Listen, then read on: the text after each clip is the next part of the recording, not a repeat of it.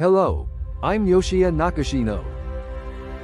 Once again, I will be discussing the evidence that the painting, The Last Supper, is not actually depicting the Last Supper.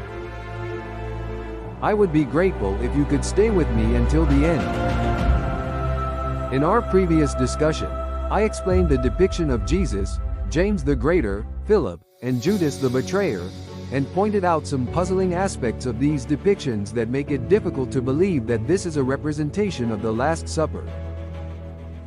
I also mentioned that this scene might actually be the wedding at Cana or an appearance of Jesus to his disciples after his resurrection.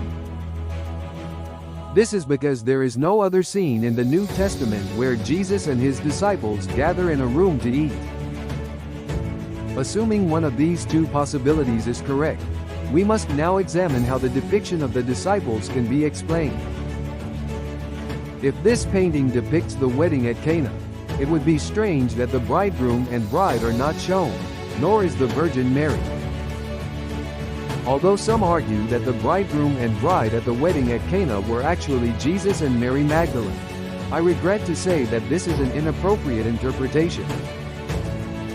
Even if we assume this to be true, the only reason the disciples would be surprised is because of the miracle of turning water into wine.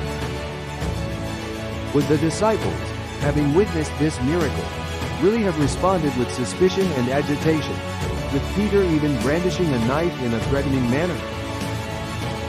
No, they certainly would not.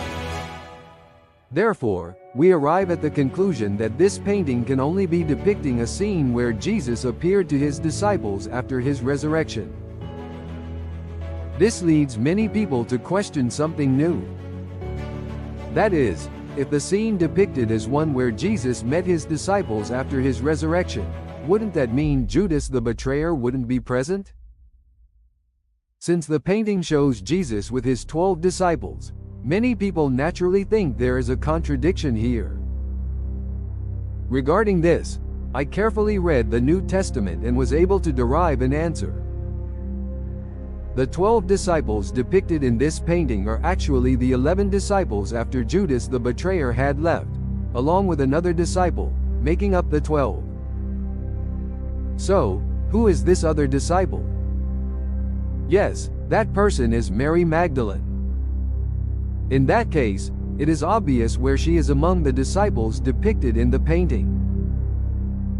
From here, we need to identify each disciple depicted. Mary Magdalene is traditionally considered to be the figure thought to be John. If that's the case, then who is the figure traditionally considered to be Philip? That figure is the true John. The reason we can say this is because the sketch of Philip clearly shows a feminine appearance.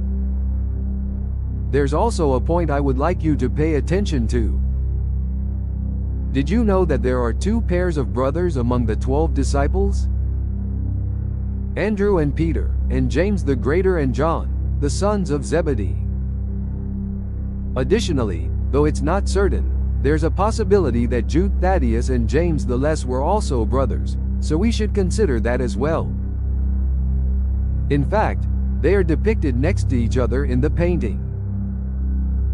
Therefore, the figure next to James the Greater is not Philip but John, and the figure on the far left next to James the Less is Jude Thaddeus. Thus, the figure traditionally considered to be Jude Thaddeus is actually Bartholomew. So, who is the figure traditionally considered to be Judas the betrayer? Moreover, he is holding a bag of money in his right hand. Was there another disciple besides Judas who was in charge of the money? Yes, there was actually another disciple in charge of the money. That person is Philip. This is based on the interaction between Jesus and Philip about the amount of money they had, as described in the Gospel of John. It's also interesting to note that Matthew, who was a tax collector and should have been in charge of the money, was not the one handling it among the disciples. Next, the figure showing only his face next to Jesus, extending his index finger, is Thomas, expressing his intent to place his finger in the wounds Jesus received during his crucifixion. This is also documented in the Gospel of John, so everyone can be convinced.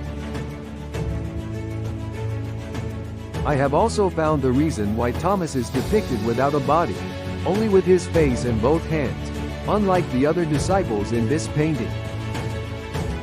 This is because the painting depicts the moment when the disciples first encountered the resurrected Jesus. In other words, when Jesus first appeared, Thomas was not present, which is why he is depicted this way.